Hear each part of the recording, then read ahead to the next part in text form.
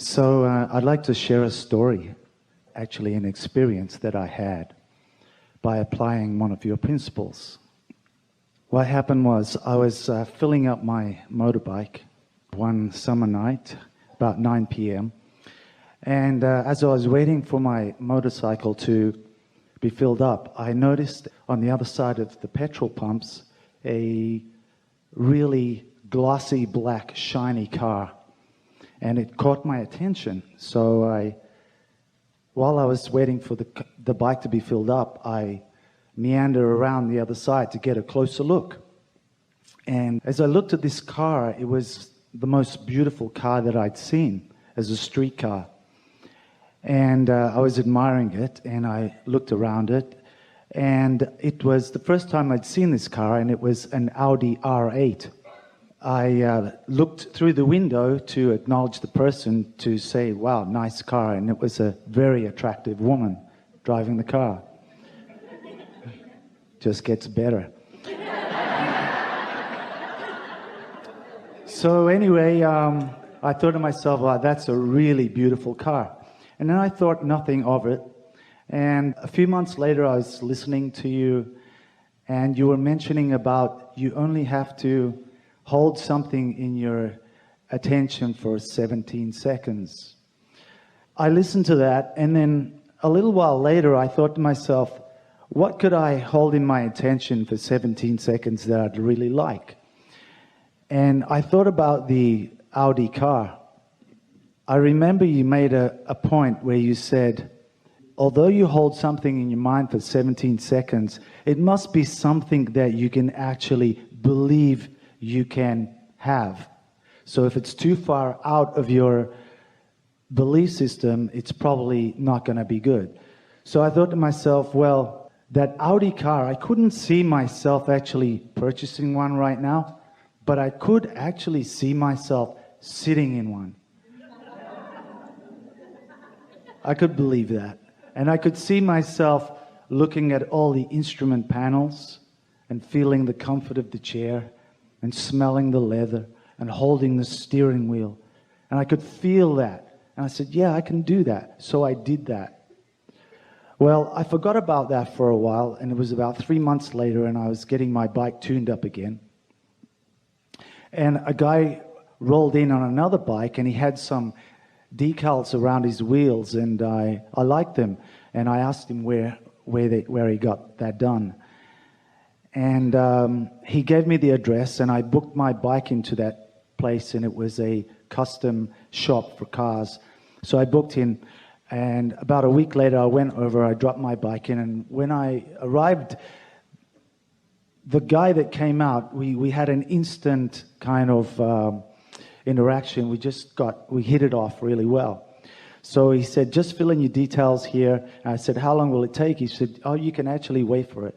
So I was just waiting, and I was looking around the workshop as I was waiting, and there was a picture on the wall of an Audi R8, and I was looking at it, really focused on it, and he came over my right shoulder and he said, isn't that a great car? And I said, yeah, it's the sexiest street car I've ever seen. We just left it at that. And then I picked up the bike, I was happy with the job, and I went home. And then about 2 hours later, I got a phone call from him. And he said, hey, Aldo, it's Jim from BBC. And that was the name of the custom shop. And he said, we're doing a TV commercial. And you know that Audi R8 you were looking at on the wall? I said, yeah. He said, that's mine. And I want you to be the driver in this TV commercial.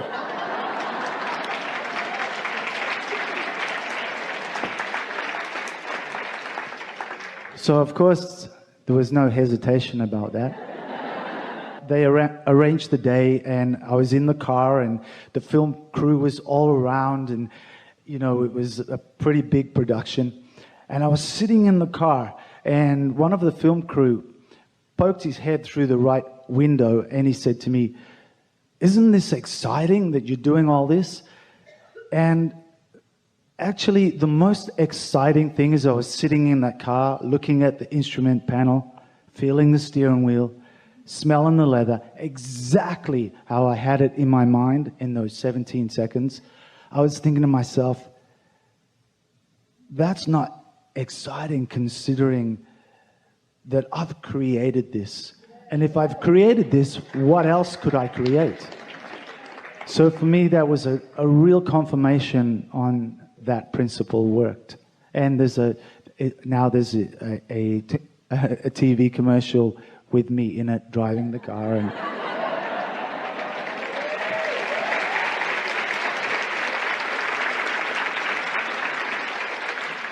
we have a little more to give you about that, and that is, last evening Esther was talking to a friend on the telephone who was with her 3 years ago when she purchased her Audi R8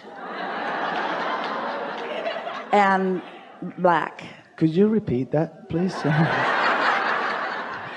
So thoughts are in the air, aren't they? And so what part of all of this active vibration made you light up in that way? You see what we're getting at? Everything that comes to you is coming on the wings of the active vibrations. There is nothing that you cannot be or do or have. And so if 17 seconds of giving attention to something with no resistance within it can produce an experience like that, isn't it easy to understand how anything and everything that you desire can come to you by utilizing that same formula? Exactly. Yeah, I love that saying, if nothing's impossible, I'm possible. So that just made, to me, that just, it's like, okay, where do we start? Well, there are some things that we want to emphasize here because everyone really enjoyed the unfolding of your story. But we want to emphasize some important points. And the most significant thing that many of you felt as you were relaying what happened was the pleasure that you were taking along the way, the willingness to allow things to unfold, the willingness to let it be whatever it was being. You were taking pleasure from where you were. You were not lamenting what wasn't happening. You were looking for the pleasure where you were. And so you were actually encouraging and increasing unfolding of something. And that really is the art of allowing. That really is the art of deliberate creation. It's about being satisfied with what is. Because there's an understanding that it's in a process of becoming, and there's no point in trying to rush the process any more than you would stomp on the kernel of corn and dig it up and eat it because it's not performing fast enough for you. And so by feeling satisfaction about whatever is, you were satisfied as you were there with your bike. You were satisfied with what you saw. You felt an impulse to appreciate and did. You acknowledged how beautiful it was, and there was not angst or jealousy or discord in your vibration, which led to the next impulse and timing. Timing of impulses is everything. The impulse and then the timing when you act upon the impulse, so that you actually rendezvoused with someone who could lead you someplace, who could lead you someplace, who could lead you someplace. And can you feel that in every bit of that, every part of the story that you told, what was the presiding emotion that was within you? It was one of satisfaction and or appreciation. Ease. It was so smooth, and the whole process was very enjoyable. Because you were not trying to make something happen, you were allowing it to happen. And so this is what your conversation brings to this forum. It's the awareness of the value, the magic. Magic's not the right word, but you like the word, so we'll use it. The magic of soft desire.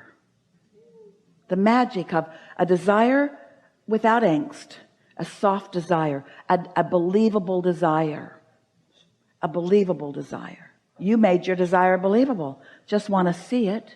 Just want to see a picture of it.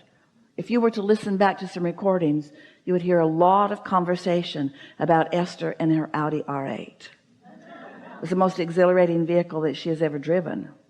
She came from big lumbering Prevost buses, high profile and slow around corners, to an Audi R8 that understands the road like no other vehicle that she's ever been in. She would take it out into the desert of Texas and read the road sign that said, this turn should not be more than 45 miles an hour. It was a turn that she'd made many times at 45 miles an hour because she was in a 45-foot Prevost bus with a car behind it. But now she says to herself, we'll see about that. So she takes the turn at 55 and doesn't even know it's a turn. Takes it at 65, still doesn't even know that it's a turn. She's thinking someone should take that sign down. That sign doesn't make any sense at all. In other words, just the fun of discovering something that is different than anything else that she has known.